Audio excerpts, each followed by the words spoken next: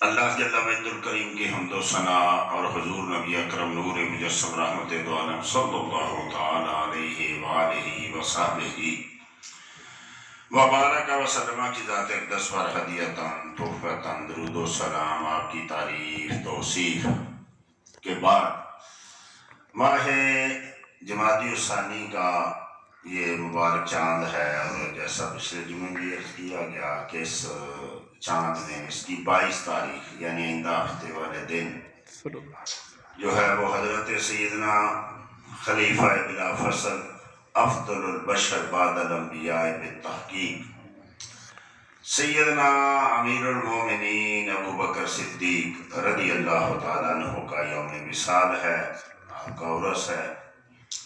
اس لحاظ سے مسلمانان اہل سنہ کثرم اللہ تعالیٰ فی الدارین اس مہینے میں عام طور پہ آپ کا ذکر کرتے ہیں۔ آپ نے جو دین اسلام کی خاطر قربانیاں دیں، جو مصطفیٰ کریم صلی اللہ تعالیٰ علیہ وسلم کے ساتھ وفائیں کی، ان کا ذکر ہوتا ہے۔ مسلمانوں کے ساتھ شروع ہی سے جیسا پچھلے جمعے میں نے عرض کیا تھا کہ بے شمار فتنے فرقے پیدا ہونے شروع ہو گئے، جس وجہ سے آج بھی مسلمان دن بدن اکٹھے ہونے کی بجائے بڑھتے جا رہے ہیں، آگے بڑھنے کی بجائے پیچھے ہٹتے جا رہے ہیں، مسائل در مسائل ان کے بڑھتے جا رہے ہیں، اور کوئی اس دور میں کوئی ایسا ہے بھی نہیں ہے جو ان کو اکٹھا کر سکے۔ اسلام نے شروع میں جس طریقے سے ترقی کی اور جن مذاہب اور ادیان پہ اسلام نے ضرب کاری لگائی، اس وقت جو مذہب تھے ان کا خاتمہ ہوا۔ لازمی بات ہے کہ جس کے اوپر ضرب لگے وہ اپنا بدلہ لینے کی کوشش کرتا ہے۔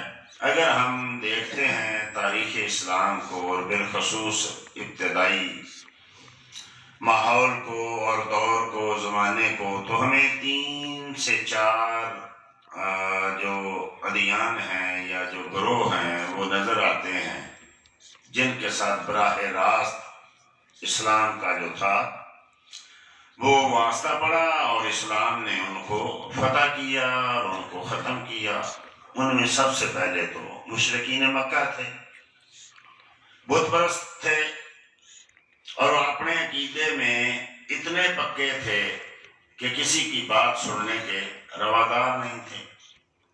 بت پرستی کا تو ایسا خاتمہ ہوا، اور تقریباً وہ میرے آقا کے دور میں ہی ہو گیا، فتح مکہ ہوا، اور اس کے بعد بت پرستی جو ہے وہ جزیرۃ العرب سے ختم ہوگی، اور نبی کریم صلی اللہ تعالیٰ علیہ وسلم نے ارشاد بھی فرمایا کہ اب قیامت تک جزیرۃ العرب میں شیطان کی بتوں کی پرستش نہیں ہوگی۔ اس کے بعد جب آقا کریم صلی اللہ تعالیٰ علیہ وسلم ہجرت فرما کے مدینہ تشریف لے گئے، تو مشرکین مکہ کی بجائے وہاں ایک اور دین سے واسطہ پڑا۔ وہ دین تھا یہودیت کا۔ مکے میں صدیوں سے، مدینے میں صدیوں سے یہودی بس رہے تھے، ان کے 3 بڑے گروہ اور جماعتیں تھیں مدینہ شریف میں۔ کافی امیر لوگ تھے، اوس خزرج کو آپس میں لڑاتے رہتے تھے، جیسے آج کل آپ دیکھتے ہیں کہ اپنا اسلحہ بیچنے کے لیے مسلمانوں کو آپس میں لاتے ہیں، ایسے ہی اس وقت بھی اوس و خزرج 2 سگے بھائی تھے۔ ان کی اولادوں کو آپس میں ہر تقریباً 20-30 سال بعد ایک جنگ ہوتی تھی، نوجوان قتل ہو جاتے تھے، بچے رہ جاتے تھے، پھر جب جوان ہوتے تو پھر ان کو لڑا دیا جاتا کہ تیرے باپ کو مارا تھا، تیرے دادا کو مارا تھا، جیسے آج کل ہمارے ہندوستان پاکستان میں بالخصوص ہوتا ہے، نسل در نسل جو ہے وہ دشمنیاں چلتی ہیں۔ تو یہی معاملہ مدینہ شریف میں بھی تھا، اور جب آقا کریم صلی اللہ علیہ وسلم تشریف لے گئے تو ان کے مذہب پر بھی ایک زد پڑی، تو آہستہ آہستہ مدینہ شریف سے ان کو ہجرت کرنی پڑی۔ وہاں سے ہجرت کر کے خیبر چلے گئے، پھر خیبر فتح ہوا، پھر وہاں سے آگے بکھر گئے، تو ختم نہیں ہوئی یہودی، یعنی مشرکین ختم ہو گئے، یہودی ختم نہیں ہوئے۔ اب چونکہ ان کو مدینے سے نکالا گیا تھا، چونکہ ان کو خیبر سے نکالا گیا تھا، اور آج دیکھتے ہیں آج کل آپ وہ جو گریٹسٹ اسرائیل کا ایک نقشہ جاری ہوتا ہے، اس میں آج بھی وہ ان علاقوں کو اپنا علاقہ کہتے ہیں، خیبر وغیرہ کو، حتیٰ کہ مدینہ شریف تک آتے ہیں وہ، تو وہ ان کے دلوں سے وہ بغض اور دشمنی جو تھی مسلمانوں کی وہ ختم نہیں ہوئی۔ انہوں نے اپنی نسلوں کے دلوں میں مصطفیٰ کریم صلی اللہ تعالیٰ علیہ وسلم کی دشمنی ڈالی، اور ہر آنے والی نسل کو جانے والی نسل یہ سمجھاتی ہوئی گئی کہ مسلمان تمہارے سب سے بڑے دشمن ہیں، تم نے اپنا کھویا ہوا علاقہ جو ہے وہ واپس لینا ہے اور اپنے آباء و اجداد کا بدلہ لینا ہے۔ یہودیوں کے بعد جو قوم یا جو مذہب متاثر ہوا اسلام سے، ان میں ایک عیسائی تھے جو رومی کہلاتے تھے، یہ دمشق وغیرہ، یہ حمص وغیرہ، یہ پورا علاقہ، اور یہ فلسطین اور یہ ترکی، یہ ساری عیسائی تھے۔ یہ بہت بڑی اس وقت ایک سپر پاور تھی۔ ان کے حاکم کو کہتے تھے ہرقل، کیسر بھی کہتے تھے، کیسر و کسریٰ جیسے آپ سنتے ہیں۔ اور ان کے مقابلے میں ایک قوم تھی جو مجوسی تھے، آگ کو پوجتے تھے، وہ تھے ایران کے رہنے والے، یہ عراق کا علاقہ، یہ ایران کا علاقہ، اور اس کے ارد گرد کے سارے علاقے یہ ان کے زیر تسلط تھے۔ اب اچانک جب نبی کریم صلی اللہ تعالیٰ علیہ وسلم اس دنیا سے مزاحمت تشریف لے گئے تو دو قومیں آپ سے متاثر ہوئی تھی، یہودی اور مشرک۔ عیسائیوں کے ساتھ تھوڑا سا معاملہ ہوا آقا کے آخری دور میں، تبوک میں، جب آقا کریم صلی اللہ تعالیٰ علیہ وسلم نے حملہ فرمایا، تبوک تشریف لے گئے، جس کو جیش عسرہ کہا جاتا ہے۔ یہ تبوک جو ہے یہ عیسائیوں کا علاقہ تھا۔ یہ تھوڑا سا ایک کلیش ہوا تھا، اس کے بعد آقا کریم صلی اللہ تعالیٰ علیہ وسلم بظاہر اس دنیا سے تشریف لے گئے، اور سیدنا صدیق اکبر رضی اللہ تعالیٰ عنہ کا دور اگرچہ بہت ہی مختصر 2.5 سال کا عرصہ ہے، اور فتنے فرقے بے شمار پیدا ہو گئے۔ آقا کریم کے بظاہر اس دنیا سے جاتے ہی بہت سارے لوگ مرتد ہو گئے، بہت سارے لوگوں نے زکوٰۃ دینے سے انکار کر دیا۔ ادھر نبی کریم صلی اللہ تعالیٰ علیہ وسلم نے اپنی آخری عمر میں حضرت اسامہ کو تبوک کی طرف ہی جنگ کرنے کے لیے تیار کیا تھا، کیونکہ آپ کے والد ماجد شہید ہوئے تھے، تو آپ نے ان کو، چھوٹے سے ابھی بچے تھے، ان کو سپہ سالار بنایا، اور ابھی قافلہ نکلا نہیں تھا، یعنی ابھی مدینے سے تو نکل کے باہر ابھی پڑاؤ ڈالا ہی تھا کہ آقا کریم صلی اللہ علیہ وسلم کے وصال کی خبر مشہور ہوئی، تو واپس آ گئے۔ اب سب سے پہلا یہ کہ اس لشکر کا کیا کیا جائے۔ تمام کم و بیش صحابہ کرام کا یہ خیال تھا کہ حالات ایسے نہیں رہے، حالات ایسے نہیں ہیں کہ اس لشکر کو بھیجا جائے۔ آقا کریم صلی اللہ علیہ وسلم کا انتقال ہو گیا، اب مدینہ شریف کو ضرورت ہے جوانوں کی، سپاہیوں کی، فوجیوں کی، مجاہدین کی، کہیں کوئی حملہ نہ کر دے، اس لیے اس لشکر کو روک لیا جائے، اس لشکر کو نہ بھیجا جائے۔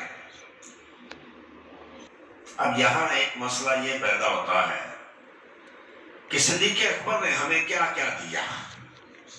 واقعتاً اگر ظاہری حالات کو دیکھا جائے تو لشکر نہیں جانا چاہیے تھا۔ بڑے بڑے جہاں دیدہ صحابہ، بڑے بڑے سپہ سالار، بڑے بڑے جنگجو، بڑے بڑے دنیا کو جاننے والے لوگ کہہ رہے ہیں کہ نہ بھیجا جائے، حالات اجازت نہیں دیتے۔ اور صدیق اکبر کہتے ہیں حالات کچھ بھی ہو جائیں، جس لشکر کو نبی کریم صلی اللہ تعالی علیہ وسلم نے بھیجنے کا حکم عطا کیا اس کو ابو بکر نہیں روک سکا۔ یہ پہلا حکم جو تھا صدیق اکبر رضی اللہ تعالی عنہ کا، یہ ہمیں بتانے کے لیے کافی ہے اور کافی تھا کہ حالات کیسے بھی ہو جائیں، مسلمانوں نے مصطفیٰ کریم صلی اللہ تعالی علیہ وسلم کے حکم پہ ہر حال میں عمل کرنا ہے۔ تو کہتے ہیں نا زمانہ نہیں رہا، کیا کریں؟ یہ مولوی صاحب آپ تو حدیثیں جو سنا رہے ہیں نا، سنتیں جو سنا رہے ہیں، یہ اپنی جگہ پر آتے ہیں، پر دور بدل گیا، اب ان پہ عمل نہیں ہو سکتا، اب داڑھی رکھنا بڑا مسئلہ بن گیا ہے، اب نقاب کرنا بڑا مسئلہ بن گیا ہے، اب حلال کھانا جوئے شیر لانے کے مترادف ہے، اب رشوت کو چھوڑنا، سود سے جان چھڑانا یہ ناممکن ہے، حالات بدل گئے ہیں، حالات اجازت نہیں دیتے۔ اگر معاشرے میں رہنا ہے تو ان گناہوں کو، ان چیزوں کو کچھ نہ کچھ قبول کرنا پڑے گا۔ صدیق اکبر رضی اللہ تعالیٰ عنہ نے کہا، لوگوں اگر مجھے یہ یقین ہو جائے کہ پرندے میرے جسم کی بوٹیاں اٹھا کے لے جائیں گے، اتنا خطرہ بڑھ جائے مدینے میں تب بھی اس لشکر کو نہیں روکوں گا جس لشکر کے جانے کا حکم آمینہ کے لال دے چکے۔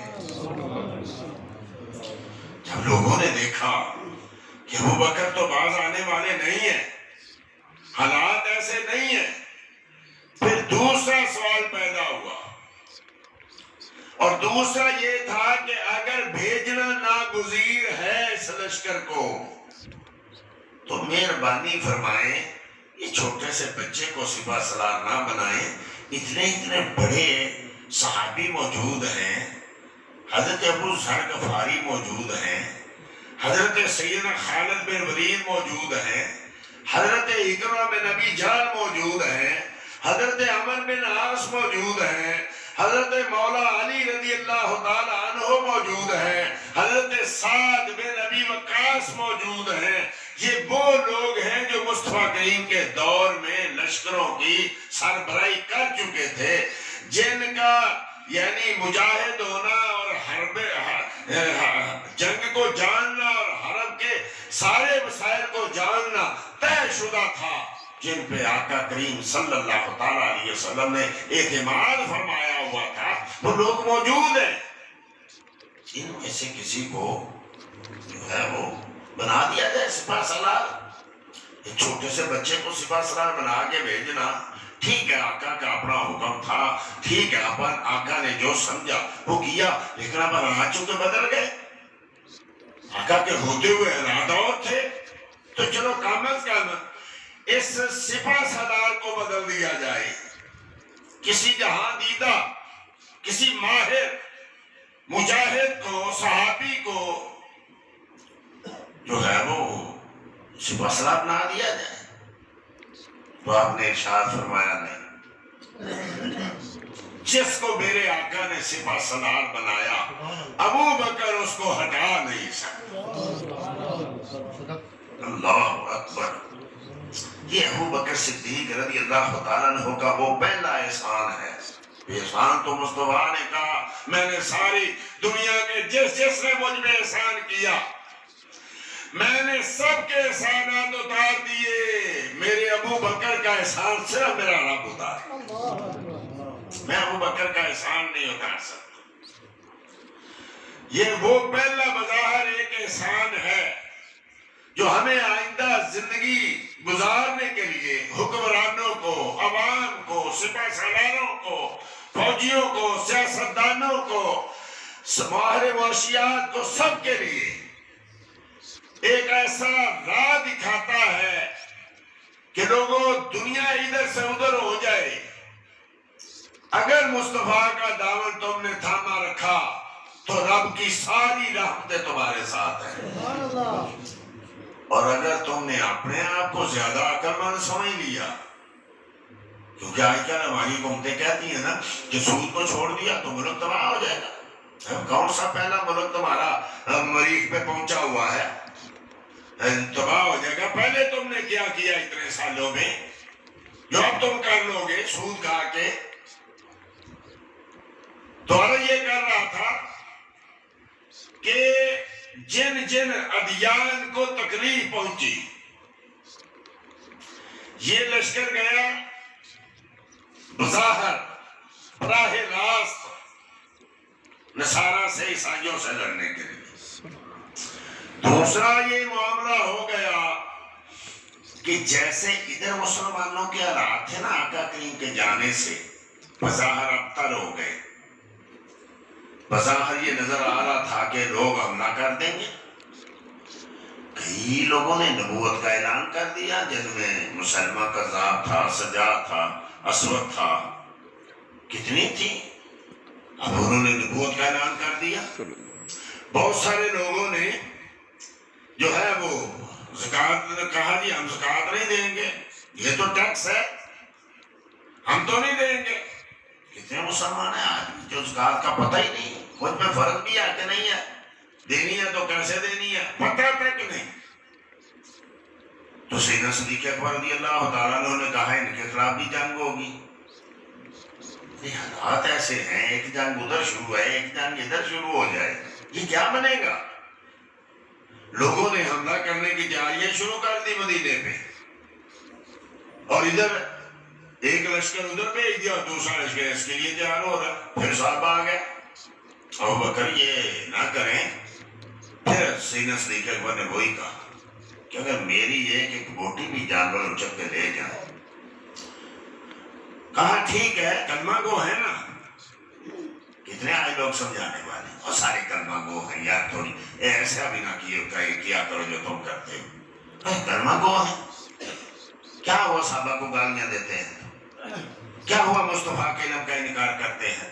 کیا ہوا اگر اولیاء کو گالیاں دیتے ہیں؟ کلمہ گو ہے، سب مسلمان ہیں، تھوڑا سپیس دینا چاہیے، تھوڑا لوگوں کو جو ہے پکڑ دینا چاہیے، لوگوں کے ذہن تھوڑے جو ہے کھلنے چاہیے آپس میں۔ یہی وہاں بھی ہوا، صحابہ کرام رضی اللہ تعالیٰ آئے کہ حضور کلمہ گو ہے، کلمہ پڑھتے ہیں نا، اور نبی کریم صلی اللہ علیہ وسلم نے ارشاد فرمایا کہ میں لوگوں سے جنگ کروں گا جب تک کہ وہ لا الہ الا اللہ محمد رسول اللہ نہ پڑھ لے، اور جس نے لا الہ الا اللہ پڑھ لیا اس کا مال جان عزت آبرو ہم پہ حرام ہو گیا۔ سارے صاحب آئے، نماز پڑھتے ہیں، کلمہ پڑھتے ہیں، نہیں زکوٰۃ دیتے تو نہ صحیح، کیا ہو گیا؟ تو سیدنا صدیق اکبر رضی اللہ تعالیٰ نے فرمایا کہ مصطفیٰ کریم صلی اللہ تعالیٰ علیہ وسلم میرے آقا کے دور میں اگر کوئی شخص اونٹ کا گھٹنا باندھنے والی رسی اوقال اگر زکوٰۃ میں دیتا تھا اور اب انکار کرے گا تو میں اس کے خلاف بھی جنگ کروں گا۔ لوگوں نے فاروق اعظم کو بھیجا رضی اللہ تعالیٰ عنہ سمجھائیں کہ معاملات ابھی ایسے نہیں ہیں کہ ہم اتنی جنگیں شروع کر بیٹھیں، تو تھوڑا صبر کر لیا جائے۔ فرمایا نہیں، اچھا ادھر یہ معنی نے زکوٰۃ، ادھر وہ لشکر پہلے سے تیار تھا، ادھر تیسرا جو ہے انہوں نے اعلان کر دیا، کئی لوگوں نے ظالموں نے نبیوں نے کہا، مسلمہ قذاب کے ساتھ اتنی دنیا تھی، ایک وہ جنگ شروع ہو گئی۔ ادھر کیا ہوا، جیسے بظاہر مسلمانوں کے حالات جو تھوڑے ایسے ہو گئے تھے آقا کریم کے جانے سے، ایسے ایران کے حالات بھی ایسے ہو گئے۔ ایران اور روم ان دونوں کی جنگ سی لگی ہوئی، نبی کریم صلی اللہ تعالی وسلم نے اپنے دور میں فرما دیا تھا، قرآن میں آیت آ گئی تھی سورہ روم۔ اس وقت جو تھا وہ کسرا جو تھا ایران کا بادشاہ، یہ تقریباً پورا روم فتح کر چکا تھا سوائے مصر کے یا قسطنطنیہ کے 40 شہروں کے۔ اور اب یہ تھا کہ چند مہینوں میں روم بالکل ختم ہو جائے گا، مجوسی ساری دنیا پہ حکمران ہو جائیں گے۔ کہتے ہیں، تاریخ والے لکھتے ہیں کہ کسریٰ کی فوج اتنی تھی کہ اگر پہلا سپاہی بانس پہ پاؤں رکھے تو آخری سپاہی آنے تک وہاں بانس کا نام و نشان نہیں ہوتا تھا، ٹھوس بن جاتی تھی، اتنی فوج۔ یہ وہی وقت تھا جب آقا کریم صلی اللہ علیہ وسلم کا نامہ مبارکہ کسریٰ کے پاس پہنچا تھا۔ اسے ساری دنیا کے اوپر میری بادشاہی، اور مدینے سے ایک چھوٹے سے شہر سے ایک شخص جو ہے وہ میرے نام سے پہلے اپنا نام لکھ دے۔ نبی کریم نے جو خط لکھا نا اس میں من محمد رسول پہلے اپنا نام، اس کو اتنا غصہ آیا کہ میرے نام سے پہلے کسی نے اپنا نام لکھ دیا، اور یہ کہ مجھے اپنے دین کی دعوت دی۔ اس وقت ساری دنیا کا تو سمجھتا تھا میں ہی ہوں، تو اس نے معاذ اللہ استغفر اللہ کا کریم کے نامہ مبارکہ کو چاک کر دیا، اس کے ٹکڑے کر کے پھینک دی۔ اور ساتھ ہی یہ جو یمن ہے یہاں کے حاکم کو، بازان کو حکم دیا کہ جاؤ آدمی بھیجو مدینے میں کہ جس نبی نے جو شخص اپنا کو نبی کہلاتا ہے اور میرے نام سے پہلے اپنا نام لکھا ہے اور مجھے اپنے دین کی دعوت دیتا، اس کو گرفتار کر کے بیڑیاں پہنا کے ہتھکڑیاں لگا کے میرے دربار میں پیش کیا جائے۔ معاذ اللہ استغفر۔ ادھر سے حکم پہنچا، یہ آقا کریم کے دور کی بات عرض کر، حالات ایران کے کیسے بدلے۔ اس ظالم نے نامہ مبارکہ خط مبارکہ کیا پھاڑا کہ اپنی کائنات ہی بدل دی۔ جب مصطفیٰ کریم کو پتہ چلا نا تو فرمایا جیسے اس نے میرا یہ خط پھاڑا ٹکڑے کیا ہے، اس کی ساری حکومت ایسے ٹکڑے ہو جائے، اور جتنے ٹکڑے کیے اتنے ہی بادشاہ اس کی اولاد سے سیدنا فاروق اعظم عثمان غنی کے دور تک ہو گئے۔ گرفتار کرنے بھیجا گورنر کے آدمی، جب مکہ مدینہ شریف پہنچے نا تو آپ کو پتہ ہے رانیوں کے اس وقت اب بھی حالات، اس وقت تو مجوسی تھے، بڑی بڑی مونچھیں اور داڑھی نہیں ہوتی تھی، تو بڑے بڑے وہ جتنے بڑا پہلوان ہوتا تھا، جیسے ہمارے بھی بڑے پہلوانوں کے بڑی بڑی مونچھیں ہیں، اور سب یہ انہی لوگوں سے ہم لیتے ہیں۔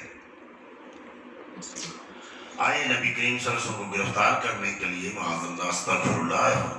خیال یہ تھا کہ کسریٰ کا نام لیا جائے گا، مکے والے مدینے والے دروازے بند کر دیں گے، بھاگ جائیں گے، چھوڑ دیں گے، مصطفیٰ اکیلے رہ جائیں گے، ہم پکڑیں گے اور لے آئیں گے، معاذ اللہ استغفر۔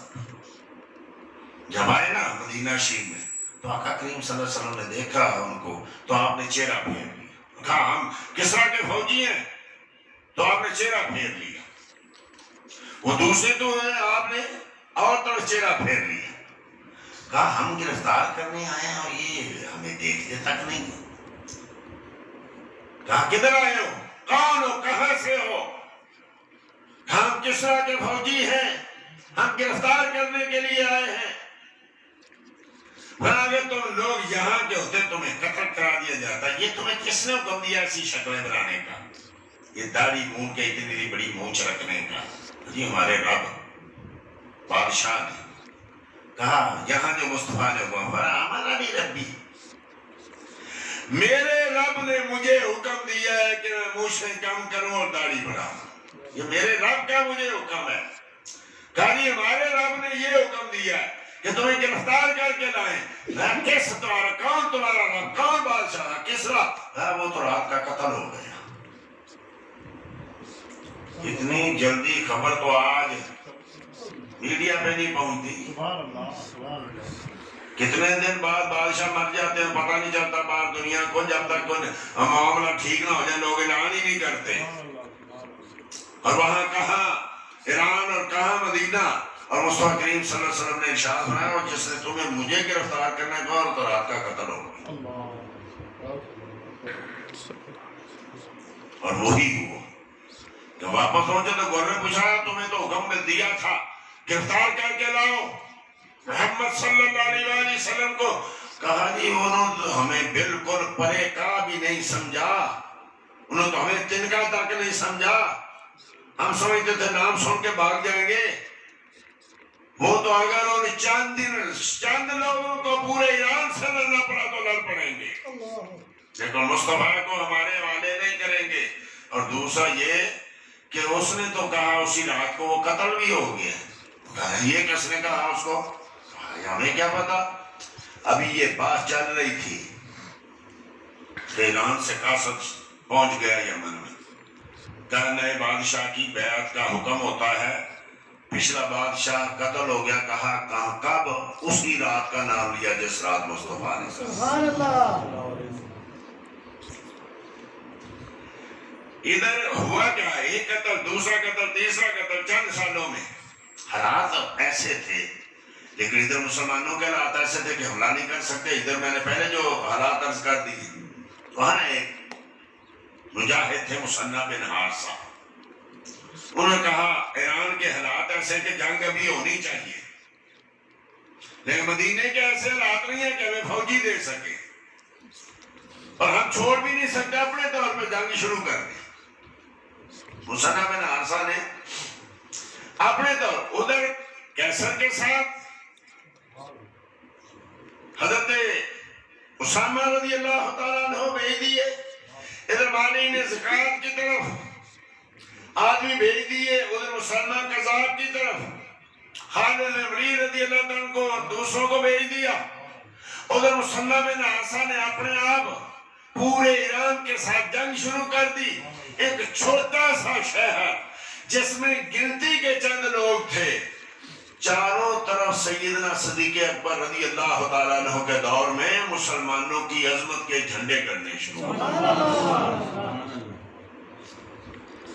اب چاروں کے چاروں گروہ، مشرکین تو الحمدللہ چلو ختم ہو گئے، عیسائی تھے، مجوسی تھے، یہودی تھے،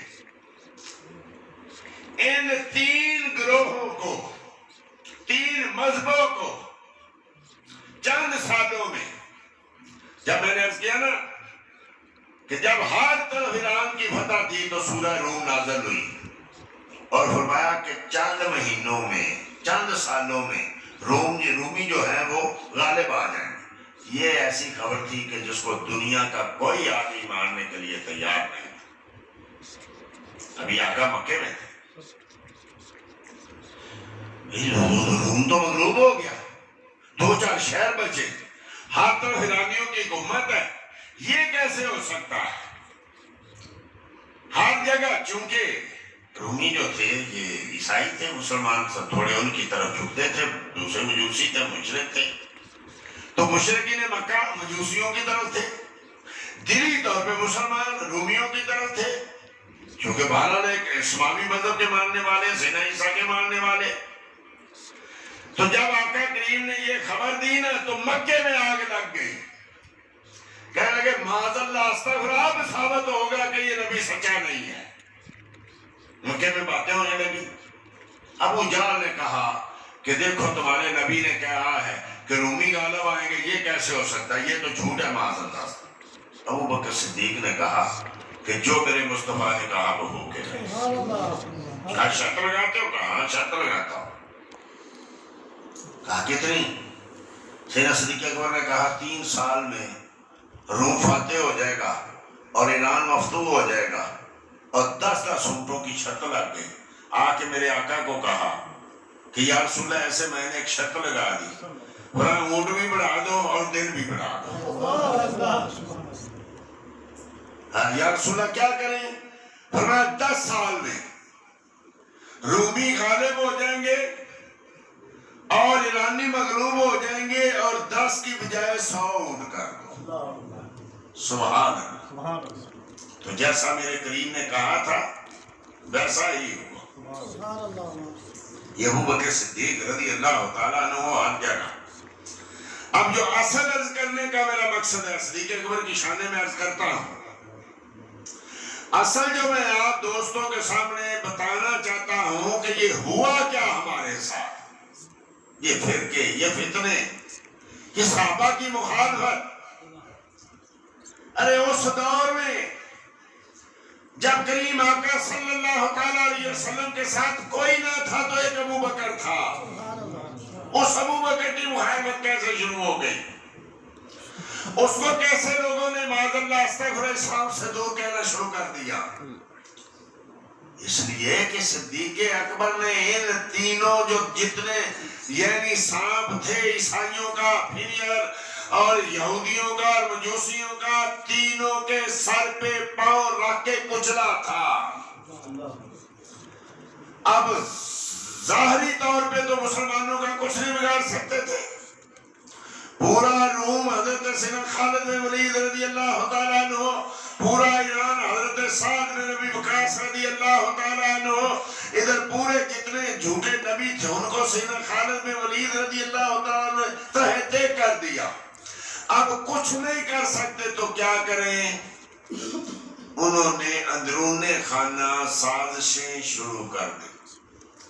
اب دیکھو، جس آدمی کو جس شخص کی وجہ سے ہدایت ملے وہ اس کا برہون منت ہوگا کہ نہیں ہوگا؟ وہ ہندوستان والوں کو اللہ کے ولیوں نے آ کے دین کی تبلیغ کی، دین بتایا، تو ہندوستان والے تو ولیوں کی عزت کریں گے، کیونکہ ان کی وجہ سے ہم کہتے ہیں داتا حضور کی وجہ سے اللہ نے ہم پہ کرم کیا. کوئی کہتا ہے جی خواجہ حضور کی وجہ سے اللہ نے ہمیں بتوں سے ہٹا کے ایک اللہ کا ماننے والا بنا دیا. کوئی کہتا ہے جناب والی فلاں ولی نے اور اگر ادھر نکل جائے کیا نام ہے اس کا روس کی طرف تو حضرت موسیٰ بن نصیر، ہماری طرف جائیں تو محمد بن قاسم، اسی طریقے سے یعنی روس کی طرف جائیں تو قتیبہ بن مسلم، شبین کی طرف جائیں تو موسیٰ بن نصیر. تو سارے ان کی عزت کریں گے کہ ان کی وجہ سے اللہ نے ہمیں اسلام دیا ہے، ہدایت دی ہے.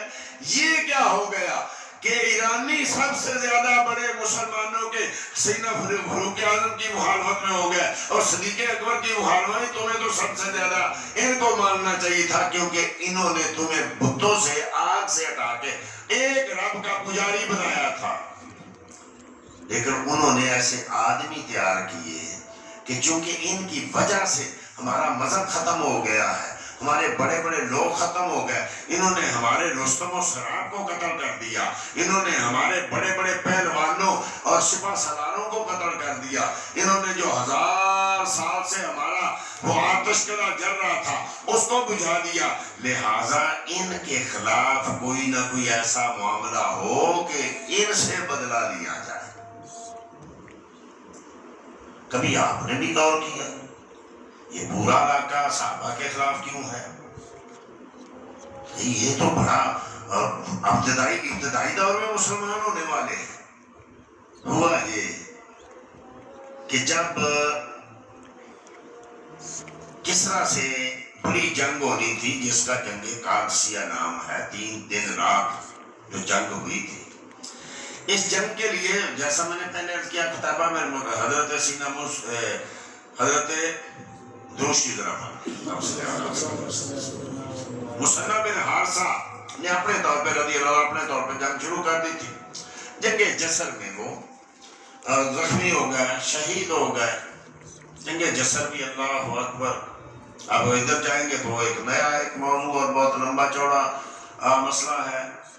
جنگ جسر کہتے ہیں پل ٹوٹ گیا تھا، مسلمان سارے ابھی پیچھے تھے، چند لوگ آگے تھے، کچھ پل پہ تھے، پل توڑ دیا گیا، پل ٹوٹ گیا. جو پل پہ تھے دریا میں گر گئے، جو پیچھے تھے پیچھے رہ گئے، جو آگے تھے وہ بیچارے پھنس گئے چاروں طرف سے. ایرانی اور یہ چند لوگ صرف 12 لوگ جو تھے وہ وہاں سے نکلے تھے کامیاب ہو کے یا جان بچا کے. ان میں قتیبہ بن مسلم تھے، وہ زخمی ہو گئے، شہید ہو گئے. اب جنگ کرنی تھی تو حضرت سیدنا فاروق اعظم رضی اللہ تعالیٰ عنہ نے فوج تیار کی بھیجنے کے لیے، اور حضرت مولا کائنات مولا علی رضی اللہ تعالیٰ عنہ کو کہا کہ تم اس کی سربراہی کرو، سپہ سالاری کرو. سیدنا مولا علی رضی اللہ تعالیٰ عنہ نے کسی وجہ سے معذرت کر لی اور حضرت سعد بن ابی وقاص کو جو تھا وہ سپہ سالار بنا کے ایران بھیج دیا گیا. جنگ میں بھیج دیا گیا. یہ جس کو لیلۃ الحریر کہتے ہیں، جنگ قادسیہ کی وہ رات جس میں 30-35 ہزار صرف مسلمان اور 3 لاکھ کافر تھے، جس میں اللہ جل مجدہ الکریم نے مسلمانوں کو ایسی فتح عطا فرمائی. خالد حضرت سینا صاحب میں نبی کا سپہ سالار تھے، لیکن اس وقت انتہائی زیادہ بیمار تھے، پورے جسم پہ پھوڑے نکلے ہوئے تھے، بیٹھ نہیں سکتے تھے. تو سامنے ایک گھر کی چھت پہ آپ نیچے یہ نرم بستر بچھا کے، لحاف وغیرہ بچھا کے، اوپر ایسے پیٹ کے بل لیٹے ہوئے تھے. اوپر سے لکھتے پرچی، نیچے پھینکتے، نیچے سے فوجی لیتے، آگے جا کے دوسرے فوجیوں کو دیتے، اب ادھر ہو جاؤ، اب ادھر ہو جاؤ، اب ادھر سے حملہ کرو، ادھر سے پیچھے ہو جائے، ادھر سے پیچھے ہو جائے. یہاں جاتے جاتے میں ایک مسئلہ عرض کر دوں. یہاں حضرت ابو مہاجن بہت بڑے شاعر تھے، بہادر بھی بڑے تھے، لیکن یہ شراب پی لیتے تھے. اس موقع پہ انہوں نے شراب پی لی. شاعروں میں یہ بڑی بلا موجود رہتی ہے. حضرت سعد بن وقاص کو پتا چلا کہ اس نے شراب پی لی ہے، تو انہوں نے ان کو پکڑ کے جس چھت کے اوپر تھے اسی چھت کے نیچے ان کو پکڑ کے قید کر کے باندھ دیا. جنگ ہو رہی ہے، کھڑکیاں کھلی ہوئی ہیں، سریے لگے ہوئے ہیں، وہ دیکھ رہے ہیں کوئی شہید ہو رہا ہے، کوئی قتل ہو رہا ہے، کوئی جو ہے غازی بن رہا ہے. اور وہ کہہ رہے ہیں یا اللہ اگر آج کے بعد پورے کے پورے یہ دریا بھی دریا یعنی شراب بن جائے اور میرے سامنے کھول دیے جائیں تو میں ایک گھونٹ نہ پیوں. یا اللہ میری توبہ کو قبول کر، لوگ جنت میں جا رہے ہیں اور میں یہاں بنا ہوں. جب وہ یہ شعر کہہ رہے تھے نا تو حضرت خالد بن ولید کی زوجہ محترمہ جو حضرت مثنی بن حارثہ کی بیوی تھی، یہ اس وقت ایک رواج تھا کہ جب کوئی سپہ سالار فوت ہوتا تو نیا سپہ سالار عدت کے بعد سب سے پہلے اس کی بیوی سے شادی کرتا تاکہ اس مجاہد کی بیوی کو بیوگی کی تن نہ مل سکے، اس کو ایک چھت مل سکے، اس کو عزت مل سکے.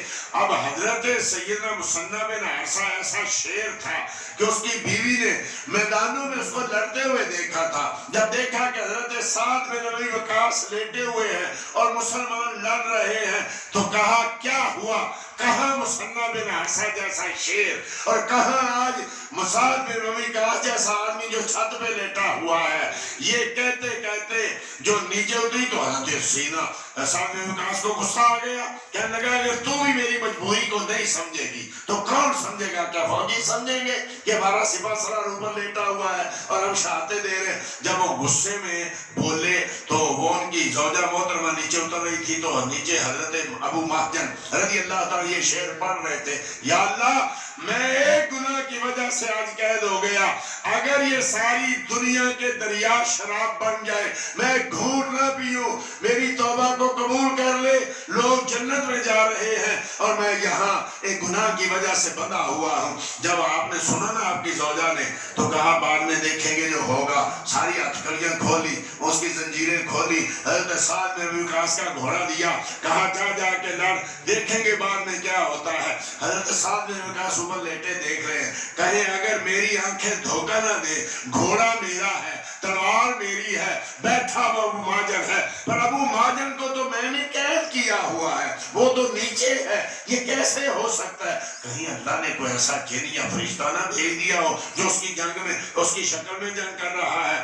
شام کو جب آپ واپس اتر رہے تھے نا تو ابو مہاجن واپس آ کے اپنی زنجیریں واپس پہن رہا تھا، وہ اپنی ہتھکڑیاں واپس پہن رہے تھے اور آپ کا گھوڑا جو تھا وہ بالکل بھیگا ہوا تھا اور شرابور تھا خون سے اور پسینے سے، اور تلوار جو تھی وہ بھی بھیگی ہوئی تھی، اس کو بھی سارے کا سارا خون لگا تھا. فرمایا حضرت سینا سعد بن وقاص سے وہ مہاجن کیا ہوا؟ کہا حضور میں غلطی کی معافی چاہتا ہوں، آپ کے حکم کے بغیر میں نے یہ آپ کی حکم عدولی کی اور میں کافروں سے لڑنے کے لیے چلا گیا. کہا چھوڑ دو، اب تمہیں یہ زنجیریں پہننے کی ضرورت نہیں ہے. کہا حضور میں نے گناہ کیا ہوا ہے، میں نے شراب پی ہے، اس کی سزا ملنی باقی ہے. فرمایا یہ سزا جانے اور میں جانوں. آج تو لوگ کہتے ہیں نا نبی بھی کچھ نہیں کر سکتا. یہ نبی کا غلام کہہ رہا ہے کہ یہ سزا جانے اور میں جانوں، تیری بجائے رب کو جواب میں دے لوں گا. اب تجھے یہ ضرورت نہیں ہے کہ تو زنجیریں پہنے، تو ہاتھ کڑیاں پہنے.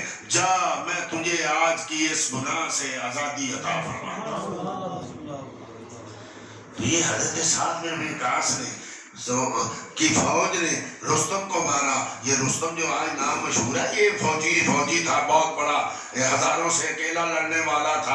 ایرانیوں کا اس کا بیٹا سہراب تھا. یہ رستم اور سہراب بہت بڑے فوجی تھے، بہت بڑے ان کے پہلوان تھے جو مسلمانوں کے ہاتھوں قتل ہوئے اور اس دنیا سے گئے.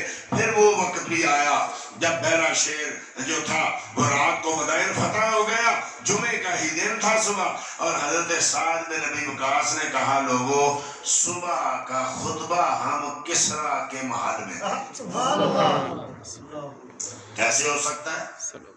دریا جو ہے دجلہ یہ تو طغیانی پہ ہے، ہڑ آیا ہوا ہے، سیلاب آیا ہوا ہے، اور کشتیاں جلا دیے انہوں نے، یہاں اس طرح لے گئے، پل جو تھے وہ توڑ دیے تھے. کیسے یہ صبح ہو سکتا ہے؟ لیکن مصطفیٰ کے غلام تھے نا، اور انہوں نے سنا تھا کہ یہ اللہ گفتہ اللہ بود گرچہ از قوم او عبداللہ بود. جب اللہ کا بندہ ہو جاتا ہے پھر بظاہر تو وہ بول رہا ہوتا ہے، اس کی زبان پہ خود رب بول رہا ہوتا ہے.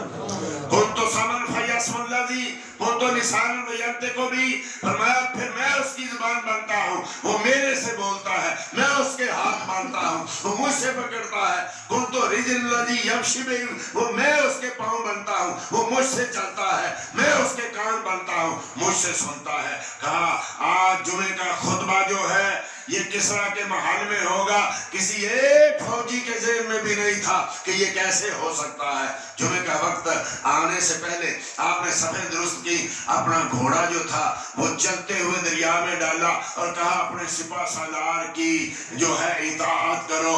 لوگوں نے اللہ اکبر کا نعرہ مارا، اور حضرت سعد بن وقاص نے فرمایا سنو او دجلہ، سنو دریا، اگر تو اللہ کو اللہ مانتا ہے، اگر مصطفیٰ رسول اللہ ہے، تو میں تجھے فاروق اعظم کے عدل کی قسم دیتا ہوں. آج مصطفیٰ کے غلام یہاں سے پار کریں گے تجھے. کہتے ہیں گھوڑے یوں چلنا شروع ہو گئے دریا کے اوپر جیسے آج پکی سڑک پہ ٹپ ٹپ کی آواز آتی ہے. پیدل بھی جا رہے ہیں، گھوڑے بھی جا رہے ہیں. ایرانیوں نے دیکھا کہ یہ کون لوگ ہیں جو پکڑی کے اوپر چلتے ہوئے آ رہے ہیں. دیوا آمدن، یہ تو جن آ گئے، یہ تو دیو آ گئے، یہ انسان تو نہیں ہو سکتے. انہوں نے دیکھا، دوڑ لگا دی. ادھر مسلمان پانی کے اوپر چلتے ہوئے دریائے دجلہ کے پار اتر. حضرت سعد بن ابی وقاص نے کہا، پار اتر کے کہا، اپنے فوجیوں سے کہا کسی کی کوئی چیز پانی میں تو نہیں گر گئی. ایک آدمی نے عرض کی حضور میرا ایک لکڑی کا پیالہ گر گیا ہے. اللہ اکبر، یہ ہے تم مصطفیٰ کی بات کرتے ہو، یہ تو حال ہے خدمتگاروں کا. سردار کا عالم کیا ہوگا؟ چاہے تو اشاروں سے اپنے کایا ہی پلٹ دے دنیا کی. یہ تو حال ہے خدمتگاروں کا. سردار کا عالم کیا ہوگا؟ کہیں مصطفیٰ کا غلام نیل کے نام خط لکھ رہا ہے، کہیں مصطفیٰ کا غلام دریائے دجلہ کے کنارے کھڑا ہو کے کہہ رہا ہے میرے ایک فوجی، میرے ایک مجاہد کا پیالہ گر گیا ہے، اس پیالہ واپس کیا جائے. تمام تاریخوں میں لکھا ہوا ہے پانی یوں جا رہا تھا، اوپر پایا پیالہ تیرتا ہوا واپس آ رہا. تو جب ان کے یعنی سارے کا سارا یہ مذہب مٹ گیا تو انہوں نے اندرون خانہ منافقین پیدا کیے جن کو نام نہاد مسلمانوں کا لباس پہنایا، بظاہر کلمہ پڑھنے لگے، مدینے میں آ گئے، لوگوں کو بتانے لگے کہ ابو بکر ٹھیک نہیں تھا، عمر ٹھیک نہیں تھا، عمر بڑا ظالم تھا، عمر نے یہ کر دیا، عثمان نے یہ کر دیا. کبھی غور کیا کرو یار، جنہوں نے اتنی دین کی خدمت کی اور جنہوں نے پوری دنیا فتح کر لی، کیا وہ باغ فتح لے کے بیٹھ جائیں گے؟ کیا وہ سیدہ فاطمہ کے گھر پہ حملہ شروع کر دیں گے؟ ارے جب جو یہ اس دنیا سے گئے تو نہ ابو بکر کے پاس کچھ موجود تھا، عمر فاروق 80,000 درہم و دینار کے مقروض اس دنیا سے چلے گئے۔ کیا اصل میں یہ ہر آدمی اندھا ساری دنیا کو اندھا سمجھتا ہے، ڈورا ساری دنیا کو ڈورا سمجھتا ہے؟ آپ سنتے ہیں دیکھتے ہیں بہر آدمی ہمیشہ اوپر اونچا بولے گا، اس اندر سارے کے سارے اونچا سنتے ہیں۔ یہ دنیا دار سمجھتے ہیں کہ شاید مصطفیٰ کے غلام بھی دنیا دار تھے۔ ارے ساری کائنات ان کے قدموں میں ڈال دی جائے، یہ ساری کائنات صرف مصطفیٰ کے منہ مبارکہ کے صدقے قربان کرنے والے۔ ان پہ الزام لگاتے ہو، انہوں نے اہل بیت کی جائیدادیں چھین لی۔ مسئلہ کہاں سے شروع ہوا؟ مسئلہ یہاں سے شروع ہوا کہ صدیق اکبر فاروق اعظم عثمان غنی نے مجوسیوں کی ٹانگ توڑ دی، ان کی کمر توڑ دی، ان کے مذہب کا ستیہ ناش کر دیا۔ اب وہ بدلہ تو لے نہیں سکتے تھے، یہی بدلہ تھا کہ لوگوں کو شامل کرو، مسلمان بناؤ، نام نہاد مسلمانوں والا لباس پہنے، کلمہ پڑھیں اور صحابہ کی مخالفت کریں۔ یہ مسئلہ کون کا؟ یہ بھی ایک عقیدہ تھا ایرانیوں کا۔ وہ کیوں پوچھتے تھے بکر کے حاکم کو؟ کیوں پوچھتے تھے آگ کو؟ وہ کہتے تھے اللہ جو ہے وہ بادشاہ میں حلول کر جاتا ہے۔ جب فتح ہوا نا یہ بیرا شہر تو یزدگرد کی بیٹیاں بھی آئیں اس میں قیدی ہو کے۔ بادشاہ کی بیٹیاں تھیں، خوبصورت تھیں، اور بادشاہ کی بیٹیاں تھیں۔ مسلمان تو ہمیشہ جو ہے وہ حسب مراتب سب کی عزت کرتے ہیں۔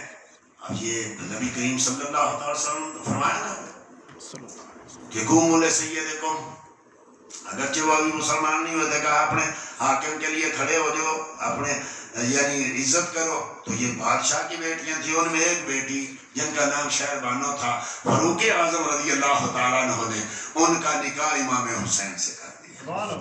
یہ ایک لمبا واقعہ ہے۔ اب انہوں نے کہا کہ دیکھو جی، چونکہ وہ بادشاہ جو یزدگرد تھا اس میں اللہ نے حلول کیا تھا، اور اس کی روح جو تھی اس کی بیٹی میں آئی، وہ شہر بانو میں آئی۔ اب اللہ نے شہر بانو میں حلول کیا، اب شہر بانو سے زین العابدین پیدا ہوئے، اب اس میں اللہ نے حلول کیا۔ یہ جو شیعہ مولا علی کو اور اہل بیت کو خدا مانتے ہیں، سارے شیعہ نہیں، لوگ کہتے ہیں سنی ہم پہ الزام لگاتے ہیں، ہم تو نہیں مانتے، سارے نہیں، ان کے بہت سارے فرقے ہیں، ان میں وہ بھی ہیں جو ان کو نبیوں سے افضل مانتے ہیں، ان میں وہ بھی ہیں جو خدا سے بھی افضل مانتے ہیں، ان میں وہ بھی ہیں جو خدا مانتے ہیں، ان میں وہ بھی ہیں جو صحابہ سے افضل مانتے ہیں۔ اس لیے ان میں کچھ گروہ وہ پیدا ہو گئے مولا علی کے زندگی میں جنہوں نے مولا علی کو خدا کہنا شروع کر دیا، آپ نے ان کو سزا دی، آگ میں جلایا۔ کچھ وہ پیدا ہوئے کہ آپ تو نہیں، وہ خدا کی روح زین العابدین میں آ گئی حضرت شہر بانو کی وجہ سے۔ اب یہ جتنی اولاد چلے گی اہل بیت کی، یہ بے قصور ہوگی، یہ جو ہے آج کے بعد یہ معصوم ہوگی، ان سے جیسے نبیوں سے غلطی نہیں ہوتی ان سے بھی غلطی نہیں ہوتی۔ اب چونکہ سنیوں کو پیار ہوتا ہے، بیچاروں کو عقیدے کا تو پتہ نہیں ہوتا، اس لیے وہ ان کے نام پہ ان کی ذات کے اوپر اپنا سب کچھ بھیج دیتے ہیں۔ بھائی دیکھو یہ فرقے کیسے چلے، یہ کہاں سے چلے، صحابہ کی مخالفت کیسے ہوئی، یہ کیسے صحابہ کو اسلام سے نکالنے لگے، کیسے؟ چونکہ ایسے تو کہہ نہیں سکتے تھے، ساتھ ایک جو تھا کوئی نہ کوئی بہانہ چاہیے تھا، تو بہانہ اہل بیت کو بنا لیا۔ دعا کریں اللہ جل مجد و کریم ہمیں اپنے مذہب حق اہل سنت و جماعت کے سچے عقیدے پہ قائم و دائم رہنے کی توفیق عطا فرمائے۔ یہ صدیق اکبر، یہ فاروق اعظم، ان کے فضائل یہ بھی انشاءاللہ ہوتے رہیں گے۔ اصل مقصد صرف کرامتیں بیان کرنا نہیں ہے، صرف ان کی شانیں بیان کرنا نہیں ہے، اصل مقصد ہے مسلک اہل سنت کو مضبوطی سے تھامنا۔ یہ سارے سونوں سے، سارے ہیرے جواہرات سے قیمتی ترین چیز ہے جو لوگ تم سے چھین کے لے جا رہے ہیں، اور تم بالکل وہ بھیڑوں کی طرح سنی جو ہے جدھر چاہتے ہو چل پڑتے ہو، پتہ ہی نہیں کرتے یہ کیا کہہ رہا ہے، کون ہے یہ صحابہ کے بارے میں۔ اہل بیت کی شان ممنوع نہیں، لیکن نبی کریم صلی اللہ علیہ وسلم نے فرمایا لا تفضلونی علی یونس ابن متی علی موسیٰ، مجھے حضرت موسیٰ اور یونس ابن متی پہ فضیلت نہ دو۔ کیا آپ افضل نہیں ہیں؟ کیا آپ سید الخلق نہیں ہیں؟ کیا آپ سید الانبیاء نہیں ہیں؟ کیا امام المرسلین نہیں ہیں؟ لیکن کیوں کہا مجھے نبیوں پہ فضیلت نہ دو؟ اس لیے کہ ایسی فضیلت نہ دو کہ کسی دوسرے نبی کی بے ادبی ہو جائے، میری ایسی شان بیان نہ کرو کہ کسی دوسرے نبی کی بے ادبی ہو۔ تلکر رسولو، یہ سب اللہ کے رسول ہیں، لیکن فضلنا بعضهم علی بعض، بعض کو بعض پہ فضیلت دی ہے۔